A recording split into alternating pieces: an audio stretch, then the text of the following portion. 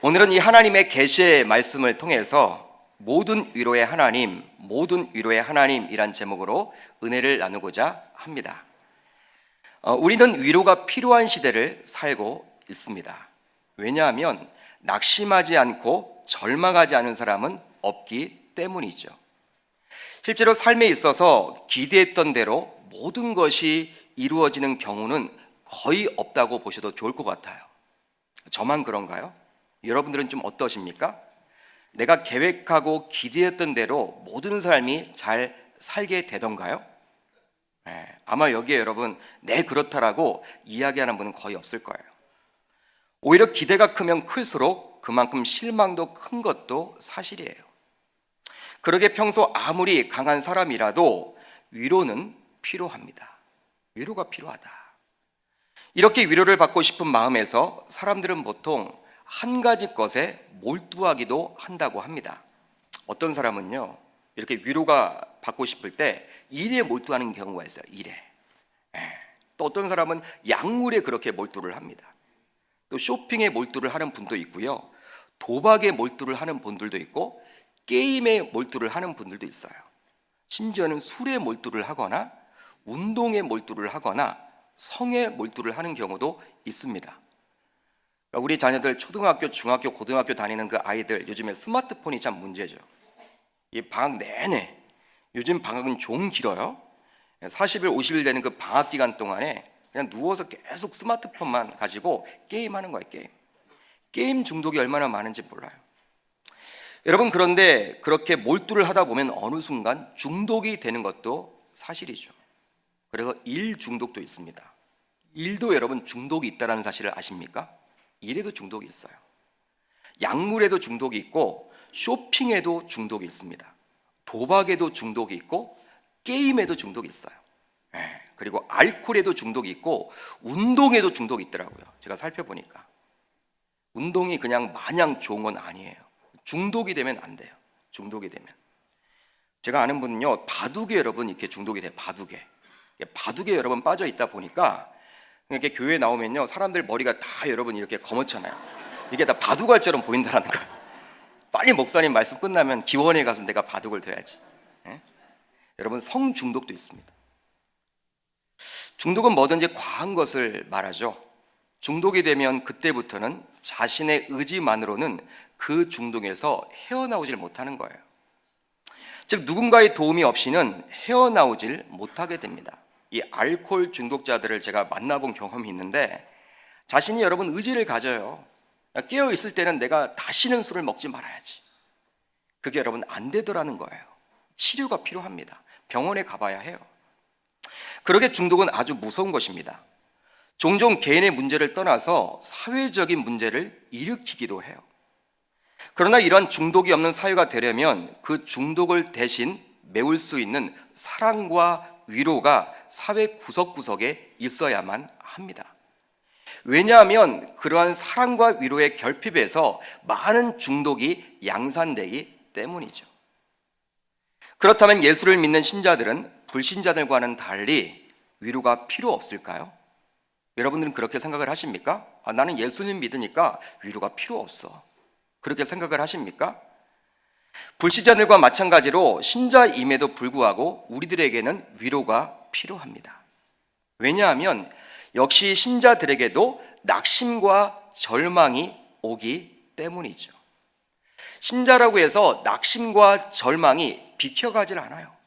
비켜가질 않습니다. 아니, 어떤 경우에는 예수 믿는 것 때문에, 예수님 믿는다라는 그것 때문에 오히려 세상 사람들은 당하지 않아도 좋을 낙심과 절망에 빠질 수도 있기 때문이에요. 즉, 예수 때문에 당하는 고난과 고통이 분명히 있죠. 손해를 보는 경우들이 우리 주변에 얼마나 많은지 몰라요. 가정에서도 마찬가지고요, 직장에서도 마찬가지고, 학교에서도 마찬가지고, 삶의 전반에서 예수 때문에 당하는 고통이 있을까요, 없을까요? 여러분, 있습니다. 분명히 손해 보는 경우도 있어요. 제가 아는 집사님은요, 이 아버님이 재산이 많았어요. 근데 아버님이 예수 믿는다라는 것 때문에 유산을 물려주지 않는 거예요. 너는 교회 다니지 말아라. 내가 죽고 나면 모를까? 내가 살아있는데 너는 교회 안 다니면 좋겠다. 처음에 설득을 했어요. 근데 여러분, 예수님 우리가 뭐 이렇게 안 믿을 수 없잖아요. 한번 예수님 믿기 시작하면 그분이 여러분 진리이기 때문에 이건 내 생명과도 같은 게 예수님 믿는 거 아닙니까? 아버님 여러분 말씀을 그냥 어기게 되었어요. 근데 아버님이 그 많던 재산을 형하고 동생한테는 다 주는데 이분한테는 여러분 주지 않는 거예요. 그렇다고 해서 여러분 뭐 고소고발을 하겠습니까? 어떻게 하겠습니까? 예수 믿는데. 그러니까 손해를 보는 거예요.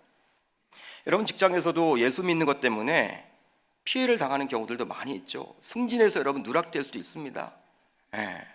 직장 상사에게서 여러분 꾸지람을 들을 수도 있어요. 학교도 마찬가지일 거예요. 여러분 예를 들어보면 하나님의 사람 엘리야였지만 그도 낙심을 하게 됩니다. 엘리야는 갈멜산상에서 영적인 전쟁을 치루었죠. 850명의 바알과 아스라 신상을 섬기는 선지자들과 홀로 싸워서 승리를 거두었습니다. 즉 보통의 사람이 아니었어요. 하나님의 위대한 종이었습니다.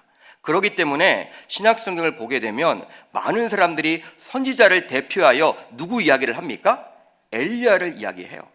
마치 구약의 율법을 대표해서 모세를 이야기하듯이 선지자 하면 딱 엘리야가 생각이 나는 거예요. 그런데 그런 그가 어느 순간 매우 낙심하게 됩니다. 갈멜산상에서 벌어진 사건이 있은 지 얼마 지나지도 않았어요. 얼마 지나지도 않았는데 당시 아합 왕의 아내였던 그 이세벨 여왕이 누구를 죽이겠다고 이야기를 합니까? 엘리야를 죽이겠다라는 거예요. 엘리야를. 여러분 그러한 협박 아닌 협박을 듣고 엘리야는 심한 우울 증세를 동반한 낙심이 생겨서 결국 하나님께 죽기를 간청합니다. 혹시 여러분들 가운데 하나님 앞에 기도하는 가운데 하나님 저 빨리 죽게 해주세요 그렇게 기도하는 분 있어요? 그런 분 거의 없잖아요. 그런 기도 안 하잖아요 여러분. 근데 엘리야는 그런 기도를 하고 있더라고요. 여러분 그 내용이 열왕기상 19장 4절 중반절에 보면 나오는데 한 로뎀나무에 앉아서 자기가 죽기를 원하여 이르되 여호와여 넉넉하오니 지금 내 생명을 거두시옵소서. 나는 내 조상들보다 낫지 못하니이다. 여러분 얼마나 위대한 종인데 자신들은 조상보다도 낫지 못하다라고 자기 자신을 여러분 비하합니다. 우울증이 온 거예요 여러분. 낙심이 여러분 오게 된 거예요. 죽겠다라고 이야기를 합니다. 지극히 연약한 모습을 보여주고 있죠. 그러니까 열왕기상 18장을 보게 되면요 갈멜 산상에서 그렇게 위대한 하나님의 종으로 등극을 했던 그 엘리야조차도 19장에서는 어떠합니까? 지극히 연약한 인간의 모습으로 돌아와요. 연약한 모습으로 돌아오고 있죠. 그러므로 이렇게 능력이 출중한 엘리야조차도 낙심과 절망에 빠져서 좌절하게 되었다면 저와 여러분들은 어떠할까요? 어떻겠습니까? 우리들도 언제든지 낙심과 절망에 빠질 수밖에 없겠죠.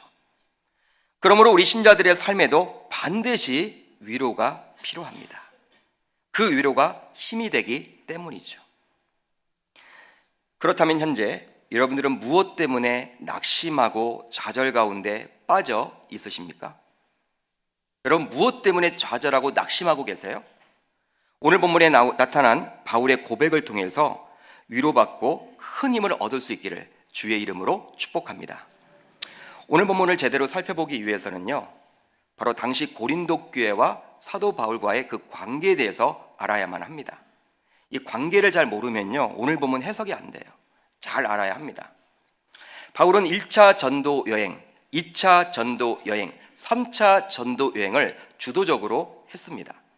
근데 바울이 2차 전도 여행을 했는데 그 당시 고린도 교회를 세우고 1년 6개월 동안 목회를 했습니다. 그러니까 고린도 지방에 있는 그 교회를 바로 고린도 교회라고 이야기를 하죠. 고린도는 지금의 그리스 땅입니다. 그리스 들어보셨을 거예요. 고린도.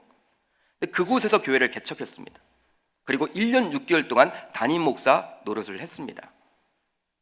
여러분 교회를 이제 1년 6개월 동안 잘 이제 성장시키고 떠나게 돼요. 왜 떠나게 되냐면 당시에는 복음 전할 것은 널려 있는데 복음 전할 사람은 지극히 소수였어요. 복음을 여러분 전할 사람이 없는 거예요. 그렇기 때문에 사도 바울의 입장에서는요, 한 곳에 머물러서 교회를 개척해서 그곳에서 담임 목사로서 오랫동안 사역할 수 있지는 못했습니다. 1년 6개월 정도 지나니까 이제 평신도 지도자들이 생겨나게 되었죠.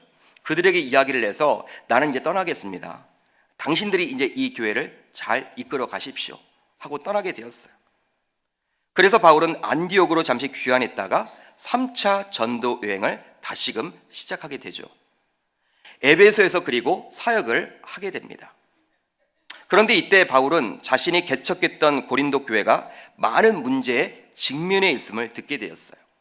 에베소에서 사역을 하고 있는데 자신이 개척했던 그 사랑스러운 그 고린도 교회 성도들이 지금 문제가 생겼음을 듣게 된 거예요.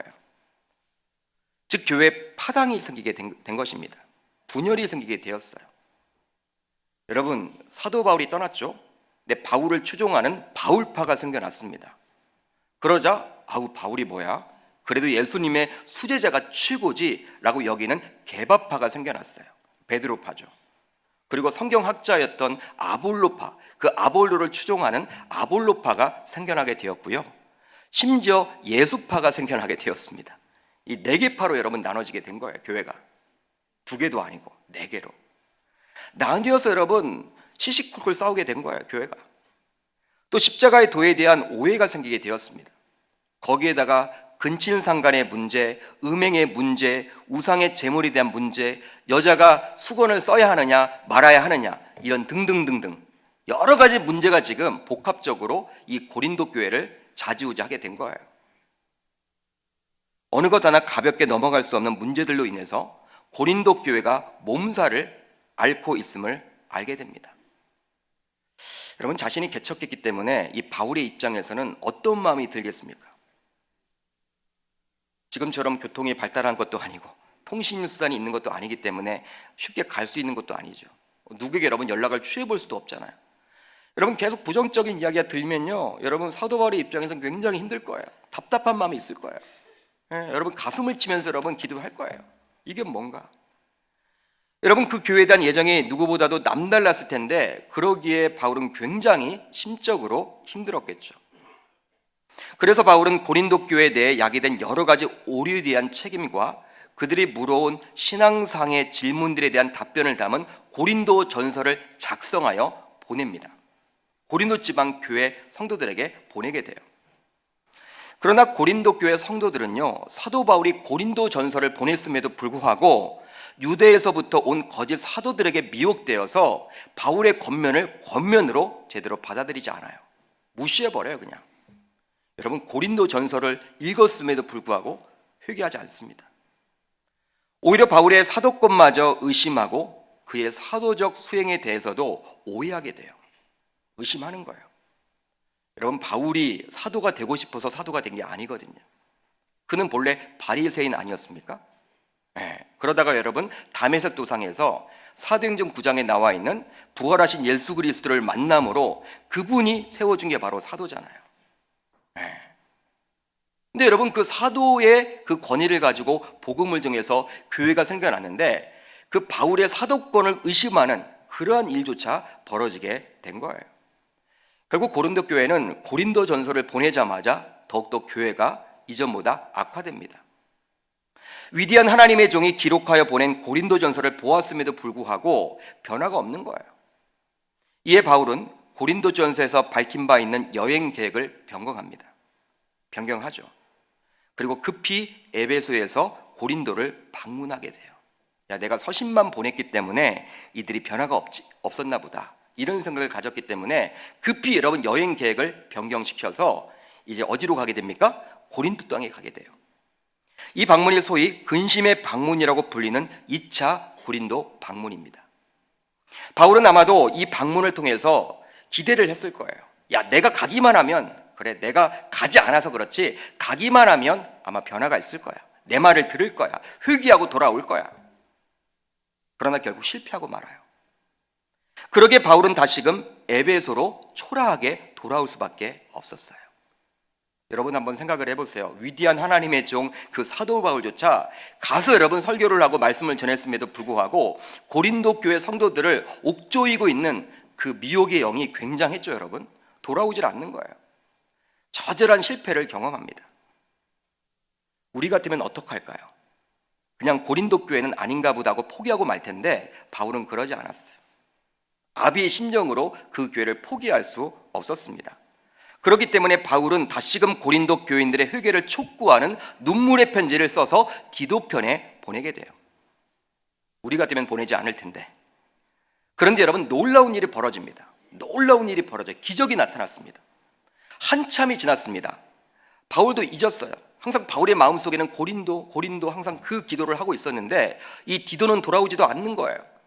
바울도 여러분 역시 에베소에서 계속 오래 있을 수가 없겠죠? 그래서 결국 마게도냐에 가 있었습니다. 또 다른 복음을 전하려고. 그런데 마게도냐에서 우연치 않게 누구를 보게 된 거예요? 자신이 보냈던 그 디도를 만나게 된 거예요. 근데 디도를 통해서 듣게 된 이야기가 바로 기적이었습니다. 바로 고린도 교회 교인들이 대부분 회개했다라는 소식을 듣게 됩니다. 할렐루야. 놀라운 일이 벌어진 것이죠. 이런 상황 속에서 바울은 이제 그들을 격려하며 그때까지 아직 남아있던 오해를 확실히 불식시키고자 편지를 다시 써서 디도편에 보내게 돼요. 그 서신서가 바로 우리가 지금 살펴보고 있는 고린도 후서입니다. 자신이 개척한 교회였던 고린도 교회, 이 교회 때문에 수년 동안 마음고생했던 바울의 모습을 한번 떠올려 보십시오. 여러분, 개척하면요 애정이 있잖아요. 교회를 개척하면 애정이 있는 거예요. 여러분, 우리 교회에서 우리 원로 목사님 부부가 여러분 누구보다도 우리 교회에서 기도 많이 할 거 아니에요. 뒤에 계시지만 여러분, 교회를 그만큼 여러분, 이게 여러분 우리 전부거든요. 바울이 여러분 그런 마음을 가졌을 거예요. 바울은 굉장히 힘든 시간을 보냈지만 고린도후서를 기록하면서 고린도 교회 성도들의 잘못을 질책하지 않습니다. 그리고 지금까지 자신이 얼마나 힘들었는지 그 섭섭함에 대해서도 이야기하고 있지 않아요. 우리 같으면 어떻게 썼을까요? 야, 너희들 때문에 내가 얼마나 힘들었는데 어떻게 내가 너희들 평신도 지도자로 세워놨더니 그렇게 나를 그렇게 원망하고 나의 사도권을 그렇게 의심할 수 있어? 내가 사람이야? 막 그런 여러분 서신서를 적을 텐데 바울은 그러지 않아요. 오히려 그들에게 위로를 말하고 있어요. 여러분, 우리가 생각하기에 누가 위로를 받아야 할까요? 누가 위로가 필요할까요? 바로 사도 바울이었죠. 자신이 개척한 교회에서 듣게 된 여러 가지 이야기들, 특별히 자신의 사도권을 공격하는 그 성도들로 인해서 마음의 속상함, 섭섭함 등이 있기에 누군가로부터 위로가 필요했습니다. 여러분, 그러지 않겠습니까? 내가 사도가 되고 싶어서 사도가 된 건가? 내가 교회를 개척하고 싶어서 교회를 개척했나? 여러분, 그런 섭섭함이 있지 않을까요? 있겠죠. 여러분, 당연히 사람이니까. 저도 여러분 목사 안수를 받고 지금 담임 목사 됐어요. 여기서 여러분 선포를 합니다. 말씀을 전합니다. 저도 여러분 어렵게 우여곡절을 거쳐서 목사 안수를 받고 지금 이 자리에 있는데 여러분들이 저를 목사로 인정을 안 한다. 여러분, 얼마나 제가 힘들까요? 목사님이라고 부르지도 않아. 내가 어떻게 목사가 됐는지 막 그걸 의심해. 여러분, 그럼 굉장히 여러분 위축되고 섭섭함이 있겠죠. 바울도 마찬가지였을 거예요. 내가 뭐 고린도 교회를 개척하고 싶어서 개척했나? 하나님이 하라고 했으니까 했는데 왜 그걸 의심해? 아마 여러분 질책하고 섭섭함을 토하고 싶은 게 더 많았을 거예요. 그러나 바울은 자신도 받아야만 하는 그 위로를 고린도 교회 성도들도 진정으로 받기를 원하고 있었습니다. 그러기에 오늘 우리가 읽었던 1장 3절로 7절을 보면 이 위로라는 단어가 계속 반복이 되어 있죠. 몇 번 나와 있을까요? 몇 번 나와 있습니까? 10번이나 기록이 되어 있어요. 여러분들이 가지고 있는 성경을 보십시오. 3절을 보시면 또 이렇게 나와 있죠. 모든 위로의 하나님이시며, 4절을 봐도 또 나와 있습니다. 우리를 위로하사 하나님께 받는 위로로서 능히 위로하게 하시는 이시로다. 5절을 보셔도 나와 있어요. 우리가 받는 위로도 너희가 위로와 구원을 받게 하려는 것이요 우리가 위로를 받는 것도 너희가 위로를 받게 하려는 것이니 이 위로가. 7절에 봐도 또 나와 있습니다. 위로에도 그러할 줄을 알미라. 여러분, 반복해서 지금 위로라는 단어가 나타나 있어요. 심지어 6절 같은 경우를 보게 되면요, 위로라는 단어가 몇 번 기록이 되어 있습니까? 몇 번 기록이 되어 있어요? 어려운 거 아닌데요. 4번 기록이 되어 있어요. 4번. 4번이나 기록이 되어 있습니다. 그 짧은 6절 한 절 안에. 그만큼 위로를 강조하고 있는 거예요. 위로가 필요하다는 것이죠. 바울의 입장에서는 자신도 위로가 필요했지만 서로 파가 나뉘어져서 의견 충돌을 일으켰던 교인들이었기 때문에 그들에게도 진정한 위로가 필요하다고 본 거예요. 따라서 바울과 같은 교회의 영적 지도자이거나 고린도 교회 성도들과 같은 교회의 일반 교우들도 누구나 위로가 필요함을 알 수 있는 것입니다. 즉, 이 세상 누구나, 심지어는 하나님의 자녀라도 위로가 필요한 거예요. 저와 여러분들은 위로가 필요합니다. 위로가 필요해요. 목사님도 위로가 필요해요? 예, 필요합니다. 그러게 이 자리에 있는 우리들 모두 위로가 필요함을 꼭 기억할 수 있기를 바랍니다. 그런데 어떤 교회에서는요, 교회 내에서 강하게 성도들을 훈련시켜야 한다라는 이유만으로 위로라는 단어를 쓰지 못하게 하는 교회도 있어요. 성도들은 강하게 교회에서 훈련을 시켜야지, 뭐 교회에서 위로를 받으려고 그래? 이렇게 이야기하는 분들도 있어요, 여러분. 그런 교회도 있어요. 그러나 분명한 것은 위로라는 것은 우리 인간이 만들어내는 단어가 아니라 우리 주님께서 친히 주신 말씀입니다. 그러기에 우리 모두 위로가 필요한 것이죠. 실제로 이사야 40장 1절을 보십시오. 이렇게 기록이 되어 있어요. 너희 하나님이 이르시되 너희는 위로하라. 내 백성을 위로하라. 하나님께서는 이스라엘 백성들에게 위로를 선포하고 있죠. 그런데 이사야서는 총 66장으로 구성이 되어 있습니다. 성경은 여러분 몇 권으로 구성이 되어 있을까요? 66권. 같아요. 근데 이사야서는 여러분 보통 성경의 축소판이라고 이야기를 해요. 딱 시간이 여러분 적게 주어졌을 때 66권 가운데 무엇을 읽어야 합니까? 라고 묻는다면 성경 가운데 이사야서를 읽으시라고 저는 권면드리고 싶어요. 성경의 축소판입니다. 신기하게도 구약 성경 39권과 마찬가지로 1장부터 39장까지는 이스라엘 백성들에게 회개와 심판을 선포하고 있죠. 구약의 내용이 여러분 회개하라, 심판이 임할 것이다, 그런 내용 아닙니까? 근데 이사야 1장부터 39장이 바로 그런 내용이에요. 그리고 40장부터 66장까지는 신약 성경 27권과 마찬가지로 회복과 소망을 이야기해주고 있죠. 바로 우리 주님의 부활을 이야기하고 있잖아요. 마찬가지로 여러분 회복과 소망이 중요하다라고 이야기를 하고 있는데 그 회복과 소망의 선포, 그 가운데 가장 처음 나오는 40장 1절에서 지금 무엇을 말해주고 있는 거예요? 위로를 말해주고 있는 거예요. 놀랍죠, 여러분? 그만큼 구약시대 이스라엘 백성들에게도 위로가 필요했던 거예요. 회복과 소망에 앞서 위로를 이야기하고 있는 주님의 마음을 알 수 있는 것이죠. 그렇다면 바울은 하나님을 소개하면서 왜 모든 위로의 하나님이라고 말하고 있을까요? 여러분 궁금하지 않으십니까? 왜 하나님께서는 자신을 소개하면서 모든 위로의 하나님이라고 이렇게 말하고 있을까요? 바로 하나님만이 진정한 위로를 주실 수 있기 때문입니다. 3절에서 4절 상반절, 우리 한번 자막을 같이 한번 읽어보도록 하겠습니다. 3절에서 4절 상반절 시작.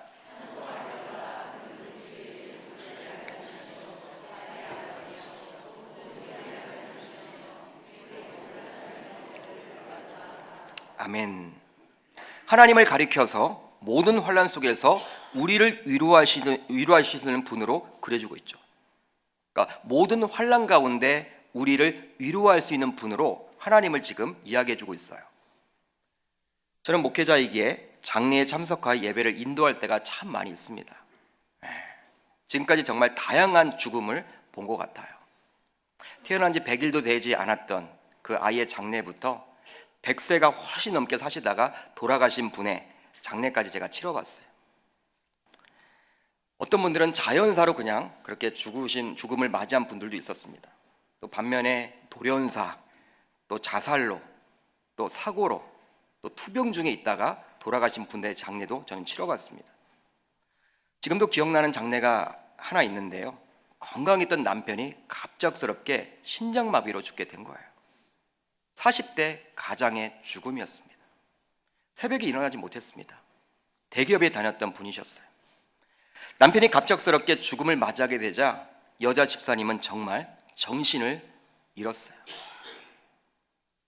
장례 기간 동안 혼절을 하게 되었죠.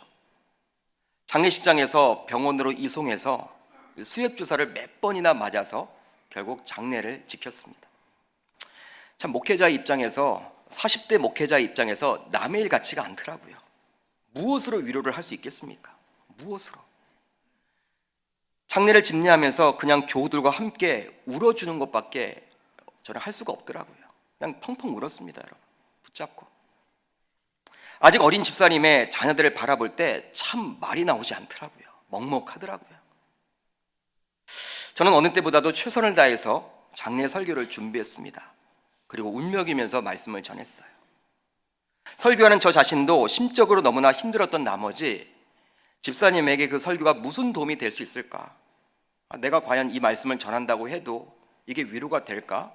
자꾸 그렇게 생각이 들더라고요. 너무 힘들었습니다, 여러분. 그렇게 장례를 잘 마치고 이제 시간이 어느 정도 흐르게 되었어요. 후이 집사님이 저를 찾아오셔서 하는 말이 당시에는 굉장히 힘들었다는 거예요. 왜 힘들지 않겠습니까, 여러분? 그러기에 사랑했던 남편이 갑작스럽게 심장마비로 죽게 되었는데, 어제 저녁에 이야기를 하고 이제 새벽에 깨우니까 일어나지 못했는데, 목사님이 그렇지만 이 집사님이 이런 고백을 하더라고요. 목사님이 전해주신 하나님의 말씀이 자신의 마음밭에 남게 되었다는 거예요. 저는 과연 이 말씀 전하면 이분에게 무슨 도움이 될까 했는데 이분은 하나님의 말씀으로 붙잡은 거예요. 그리고 힘들 때마다 그 말씀이 생각이 나서 그 말씀을 암송하고 붙들고 이겨내고 있다는 이야기를 제가 들었습니다. 얼마나 위로가 되는지 모르겠더라고요. 집사님을 통해서 저는 깨닫게 되었어요, 여러분. 바로 주님의 위로하심이 진정한 위로가 되는 것이구나. 하나님의 말씀이 진정한 위로가 되는 것이구나. 저는 깨달았어요. 여러분, 우리는 누군가를 위로하고 또 누군가로부터 위로를 받기도 하지만 그것은 일시적인 위로일 뿐입니다. 사람이 위로를 한다고 할지라도 그 위로는 진정한 위로가 되지 못하는 거예요. 우리가 할 수 있는 최상의 위로는 기껏해야 그냥 옆에 있어주는 것 뿐입니다. 그러나 주님의 위로는 달라요. 주님의 위로는 진정한 위로입니다. 그리고 영구한 위로입니다. 그리고 마음과 생각을 지배하는 위로라는 거예요. 남편을 먼저 보내고 슬픔에 잠겨있는 집사님이셨지만 그 하나님의 말씀이 가슴밭에 심겨지니까 이걸 붙들고 평생 살아갈 수 있잖아요. 우리 주님의 위로입니다. 그러기에 위로가 필요한 자들이 주변에 있다면 되도록 하나님의 말씀을 가지고 목회자들이 가서 위로할 수 있도록 기회가 주어져야 하는 거예요.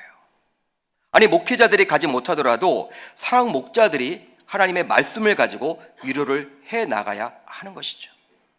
그냥 자신의 경험과 생각대로 내뱉은 말은요, 일시적인 위로가 될 뿐 진정한 위로가 되질 못하는 것입니다. 실제로 성령 하나님은 보혜사라고 이야기를 하는데 이 보혜사의 뜻은 중재자, 변호인 이런 뜻도 있지만 위로자라는 뜻도 있어요. 그러니까 우리의 마음속에 내주하고 있는 그 성령 하나님이 저와 여러분들 지금도 위로하고 있는 것이죠. 따라서 이곳에서 예배하는 저와 여러분들 모두 모든 위로의 하나님이 이미 마음속에 내주하고 있는 것입니다. 그러게 보혜사 되시는 그 성령 하나님의 위로하심을 통해서 어떤 환난을 만나더라도 어떤 절망에 빠져 있더라도 넉넉하게 이겨낼 수 있기를 주님의 이름으로 축복합니다. 그렇다면 하나님의 위로를 받은 우리들은 이제 어떻게 살아가야 할까요? 이 부분이 중요해요. 이제 우리가 어떻게 살아가야 할까? 바로 우리가 받은 위로를 가지고 다른 사람들을 위로해야 합니다. 우리가 받은 그 위로를 가지고 다른 사람들을 위로할 줄 알아야 하는 거예요. 본문 4절 중반절을 보면 이렇게 나와 있어요. 우리 한번 자막을 한번 같이 읽어봅니다. 시작.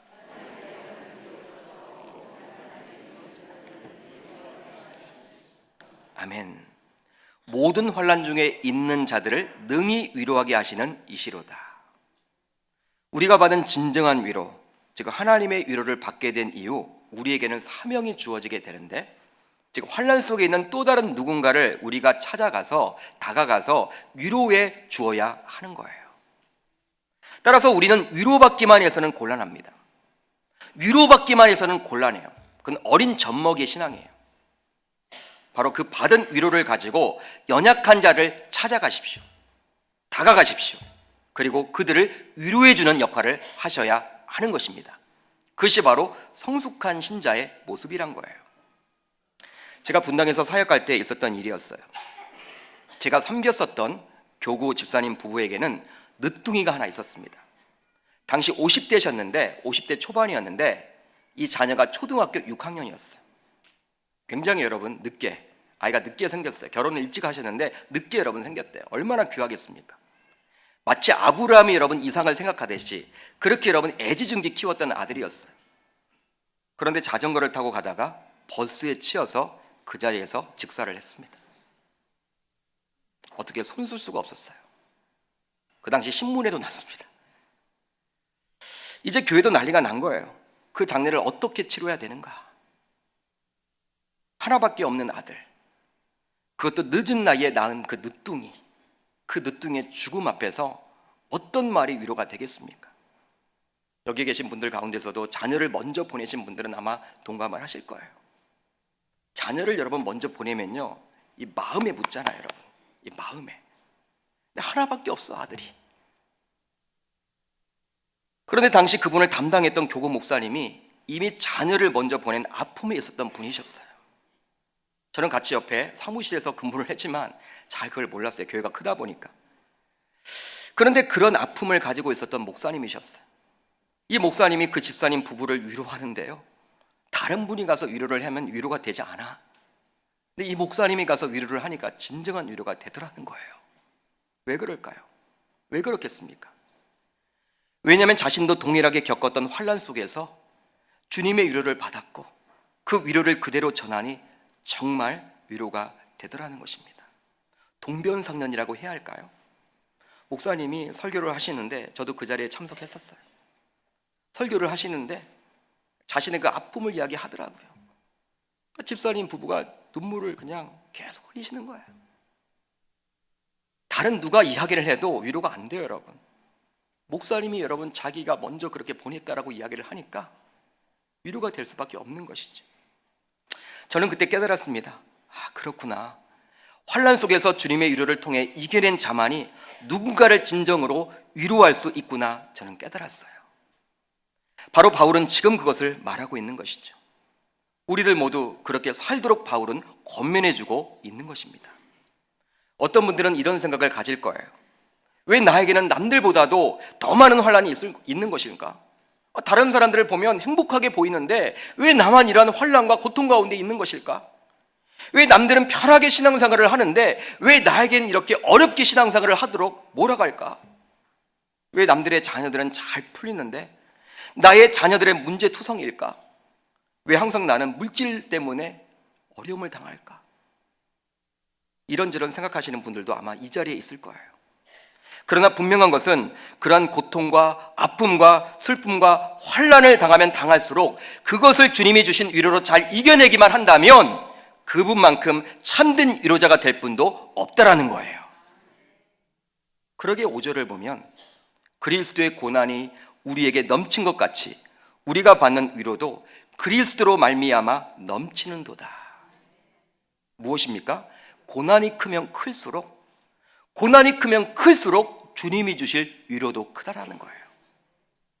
즉 고난과 위로는 뗄래야 뗄 수 없다라는 것이죠. 동전의 양면과도 같은 거예요. 그러니 우리를 모두 감당할 수 없는 고난에 행여 놓이게 되어 있을지라도 주님이 주실 그 위로가 크심을 기억하시면서 꼭 이겨낼 수 있기를 바랍니다. 여러분 어떤 고난 속에 놓여 있으십니까? 그 고난이 크게 느껴지세요? 주님이 주실 위로도 더 큰 거예요. 저는 우리 계명교회 사랑방이 그러한 장이 되었으면 좋겠어요. 사랑방 안에 위로가 필요한 자들이 있을 때 이미 주님으로부터 위로를 받은 자들이 그 위로가 필요한 자들에게 위로를 나누어 준다면 얼마나 좋겠습니까? 그 사랑방은 천국일 거예요. 그런 사랑방이 많아지게 되면 우리 계명교회는 정말 건강한 교회, 정말 주님이 기뻐하시는 교회, 진짜 교회가 되는 거예요. 교회다운 교회가 되는 거예요.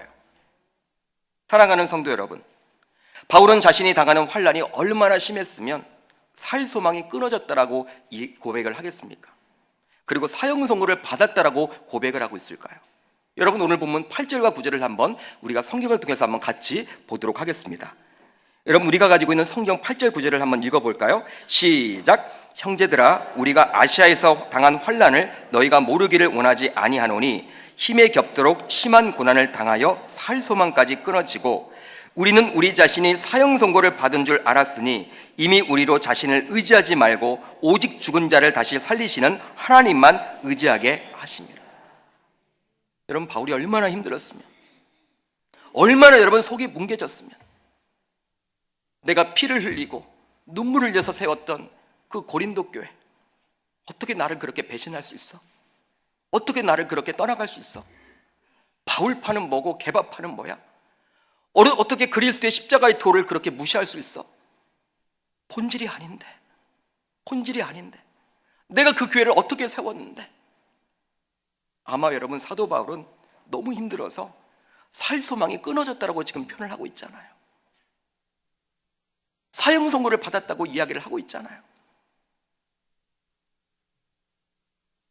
보통 오간에 갇혀 있는 자가 사형 선고를 받게 되면요, 이젠 소망이 끊어지는 것입니다. 한마디로 살아있지만 살아있는 게 아니에요. 바울은 자신이 겪었던 그 고난, 내가 너희를 어떻게 사랑했는데, 너희를 위해서 내가 헌신을 얼마나 했는데, 혹시 내가 기도가 부족한 것 아닌가? 왜 나에게 이런 어려움을 주는 거야? 내 피부치처럼 느껴지는 그 고린도 교회 교인들을 바라보면서 바울은 매일매일 엉엉 울었다라는 거예요. 그렇기 때문에 지금 그런 비유를 하고 있는 것이죠. 사형 선고를 받았다, 살 소망이 끊어졌다. 바울은 그렇게 환난을 당했던 자였습니다. 환난 속에 놓여있던 자였어요. 그러나 그는 주님의 위로하심을 통해서 넉넉하게 그러한 환난을 이겨내게 됩니다. 그러면서 바울은 당시 고린도 교회 성도들도 그 위기를 주님이 주신 위로를 통해서 이겨내기를 원했던 것이죠.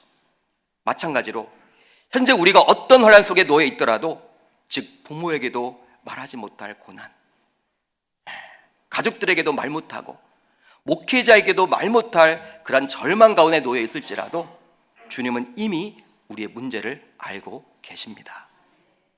그리고 그분은 이미 우리의 마음속에 내주하고 계세요. 성령 하나님으로 바로 위로할 준비를 하고 있는 것이죠. 그러게 우리가 좀 더 솔직하게 주님께 나의 문제를 가지고 맡기기만 한다면, 솔직해지면 우리는 주님의 위로를 통해서 이 땅에서 승리를 거두게 되리라 저는 믿습니다. 그런 우리 주님의 위로를 받아 누림으로 절망 가운데 있더라도, 환난 가운데 있더라도, 낙담 속에 놓여 있더라도 오뚜기처럼 다시 매일매일 일어날 수 있기를 주님의 이름으로 축복합니다. 저도 그렇게 일어나 보겠습니다. 이번 한 주도 살면서 낙심되는 일이 있고 낙담이 있고 절망 속에 빠져 있더라도 우리 주님이 주시는 참 위로자 되시는 그 성령 하나님의 그 보혈의 능력으로 우리가 다시 한번 일어날 수 있기를 주의 이름으로 축복합니다. 주님의 말씀이에요. 모든 위로의 하나님. 한번 따라합니다. 모든 위로의 하나님. 곧 나의 하나님. 나의 하나님. 그분이 바로 나의 하나님이에요. 위로가 임하시기를 주의 이름으로 축복합니다.